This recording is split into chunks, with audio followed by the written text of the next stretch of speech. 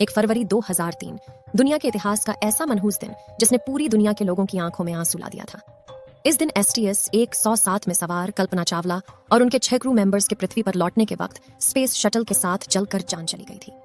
लेकिन क्या आपको पता है कि इस स्पेस शटल के लॉन्च के अगले ही दिन इसे अंतरिक्ष में भेजने वाली अमेरिकी स्पेस एजेंसी नासा को इस बात का अंदाजा लग चुका था कि आगे क्या होने वाला है, लेकिन फिर भी उन्होंने अपने एस्ट्रोनॉट्स को इस बारे में जानकारी क्यों नहीं दी। और लॉन्च से पहले कई बार इस कोलंबिया स्पेस शटल में टेक्निकल प्रॉब्लम आई थी, तो इसे आखिर लॉन्च किया ही क्यों गया और क्या कल्पना चावला को बचाया जा सकता था। अगर आपके जहन में भी इस स्पेस मिशन को लेकर यह सवाल आते हैं तो पूरा वीडियो जरूर देखिएगा। सबसे पहले बात करते हैं कि 17 मार्च 1962 के दिन हरियाणा के छोटे से गांव में जन्मी कल्पना ने अपने जीवन में अमेरिकन एस्ट्रोनॉट बनने का सफर कैसे तय किया था। 4 भाई बहनों में सबसे छोटी कल्पना बचपन से स्पेस में जाना चाहती थी। उन्होंने अपनी प्राथमिक शिक्षा टैगोर बाल निकेतन स्कूल से की, जिसके बाद कल्पना ने पंजाब में इंजीनियरिंग, चंडीगढ़ से एरोनॉटिकल इंजीनियरिंग में पढ़ाई शुरू की। साल 1976 में एरोनॉटिकल इंजीनियरिंग में बैचलर की डिग्री हासिल करके कल्पना देश की पहली एरोनॉटिकल इंजीनियर बनी।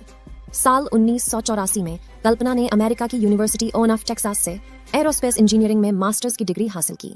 इस दौरान उन्हें जीन पियरे हैरिसन से प्यार हुआ और 1983 में दोनों ने शादी कर ली। फिर 1988 में कल्पना ने यूनिवर्सिटी ऑफ कोलोराडो में एरोस्पेस इंजीनियरिंग में PhD की पढ़ाई पूरी की। उसी साल उन्होंने नासा स्पेस रिसर्च सेंटर में काम करना शुरू किया। 96 में कल्पना को अमेरिका की सिटीजनशिप मिल गई और कल्पना की मेहनत और दृढ़ निश्चय देख नासा ने 1994 में उन्हें अंतरिक्ष यात्रियों के 15वें समूह में शामिल किया। 19 नवंबर 1997 के दिन अपने 6 क्रू मेंबर्स के साथ कोलंबिया स्पेस शटल में बैठकर कल्पना ने पहली अंतरिक्ष उड़ान भरी। STS 87 नासा से जाने वाले इस मिशन के दौरान कल्पना ने स्पेस में 15 दिन और 16 घंटे बिताए और 5 दिसंबर 1997 के दिन इस स्पेस शटल ने धरती पर सक्सेसफुल लैंडिंग की। इस मिशन को पूरा करने के साथ ही कल्पना चावला अंतरिक्ष में जाने वाली पहली भारतीय महिला बन चुकी थी। कल्पना के इस मिशन की सफलता देखते हुए 2001 में नासा ने कल्पना को एक और स्पेस मिशन के लिए चुना, जिसे STS 107 नाम दिया गया। लेकिन इस मिशन के दौरान यूज किए जाने वाले कोलंबिया स्पेस शटल में बार बार आ रही तकनीकी खराबियों की वजह से इसके लॉन्च को पूरे 18 बार पोस्टपोन किया गया था। 2 साल तक नासा ने इस शटल में आ रही अलग अलग खराबियों को ठीक किया, लेकिन नासा यह मानने को तैयार नहीं थी कि शटल स्पेस मिशन के लिए फिट है, बस वैसे बनाई जा रही थी। और फाइनली नासा को लगा कि स्पेस शटल अब मिशन के लिए पूरी तरह से तैयार है और 16 जनवरी 2003 के दिन इसे लॉन्च करने का निर्णय लिया गया। इस लॉन्च के दौरान क्रू मेंबर्स काफी खुश दिखाई दे रहे थे, क्योंकि उनमें से कुछ क्रू मेंबर्स जिंदगी में पहली बार स्पेस में जा रहे थे। लेकिन उन्हें यह पता नहीं था कि उड़ान उनके जीवन की पहली और आखिरी उड़ान होगी। फिर भी 16 जनवरी की दोपहर को कोलंबिया स्पेस शटल ने अपने रॉकेट के साथ फ्लोरिडा के स्पेस सेंटर से अपनी 28वीं उड़ान भरी और कल्पना का स्पेसक्राफ्ट सही सलामत स्पेस में पहुंच गया, जहां उन्होंने 15 दिन 22 घंटे और 20 मिनट तक स्पेस में रहकर अपने मिशन को पूरा किया। और 1 फरवरी 2003 के दिन जब कोलंबिया स्पेस शटल अंतरिक्ष से धरती के लिए रवाना होकर तेजी से धरती के एटमॉस्फेयर में दाखिल होता है और उस पर वायुमंडल की गैस का प्रेशर और घर्षण बढ़ता है, जिससे कुछ ही सेकंड में कोलंबिया स्पेस शटल एक आग के गोले में तब्दील हो जाता है और उसके अंदर मौजूद क्रू मेंबर्स के साथ जलकर राख हो जाता है। शुरुआत में तो इस दुर्घटना के पीछे का कारण अनजाने में ही क्रू मेंबर्स की कोई गलती को माना जा रहा था, लेकिन जब इस मामले की वजह तक जाने के लिए इन्वेस्टिगेशन शुरू हुई तो ऐसा सच सामने आया जिसने लोगों के होश उड़ा दिए। इस जांच के मुताबिक जब कोलंबिया स्पेस शटल अपने रॉकेट के साथ उड़ान भर रहा था, तभी उसके एक्सटर्नल फ्यूल टैंक की बाहरी सतह पर लगाए हुए इंसुलेशन का बड़ा सा टुकड़ा करीब 800 किलोमीटर की रफ्तार से शटल के लेफ्ट विंग में फंसा रहता है, जिससे उस विंग पर लगी रन फोर्स कार्बन यानी RCC की कोटिंग में 10 इंच गहरा गड्ढा बन जाता है। लॉन्च के दौरान तो इस घटना पर किसी की नजर नहीं जाती है। हालांकि लॉन्च के दूसरे दिन नासा के inspector photo walking group division को इस घटना के बारे में पता लग चुका था, लेकिन फिर भी उन्होंने एस्ट्रोनॉट्स को इस बारे में कोई जानकारी नहीं दी। लेकिन ऐसा क्यों? क्या यह उनकी लापरवाही थी और क्या कल्पना चावला और उनके क्रू मेंबर्स की जान बचाई जा सकती थी? लेकिन उसे समझने से पहले इसके साथ जुड़ी बेसिक टोन्स को समझना होगा। दोस्तों, आप यह तो जानते ही होंगे कि जिस स्पेस शटल में एस्ट्रोनॉट बैठकर अंतरिक्ष के लिए रवाना होते हैं, उसे स्पेस में पहुंचाने के लिए रॉकेट का इस्तेमाल किया जाता है। रॉकेट को ग्रेविटी के अपोजिट ले जाने के लिए सबसे जरूरी होता है फ्यूल, जो कि 2 तरह के होते हैं, लिक्विड NRI फ्यूल।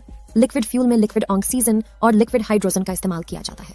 ये दोनों ही बहुत ही कम टेम्परेचर में ही लिक्विड फॉर्म में होते हैं, इसलिए इनका टेम्परेचर मेंटेन करने के लिए इसे एक्सटर्नल फ्यूल टैंक में भरा जाता है, जिसे अंदर और बाहर दोनों तरफ से इंसुलेशन फोम से कवर किया जाता है ताकि बाहर की गर्मी फ्यूल पर असर ना करे। इस फ्यूल टैंक और रॉकेट के साथ स्पेस शटल को अटैच किया जाता है और बाहरी गर्मी से स्पेस शटल को नुकसान न हो, इसीलिए इस पर अनेक तरह की कोटिंग मटेरियल का इस्तेमाल किया जाता है। जिन्हें छोटी छोटी टाइल्स का आकार देकर शटल पर लगाया जाता है। स्पेस शटल के ऊपरी हिस्से में लगी व्हाइट राइस इसे 1200 डिग्री तापमान से बचाती है। इसके निचले हिस्से में लगे 2 टाइल्स इसे करीब 2300 डिग्री की गर्मी से बचाती है। और रॉकेट से निकल रही गर्मी का सबसे ज्यादा असर शटल विंग्स पर होता है, जिसे गर्मी से बचाने के लिए इन पर आरसीसी की टाइल्स लगाई जाती है, जो 100 से करीब 3000 डिग्री की हीट से बचाती है।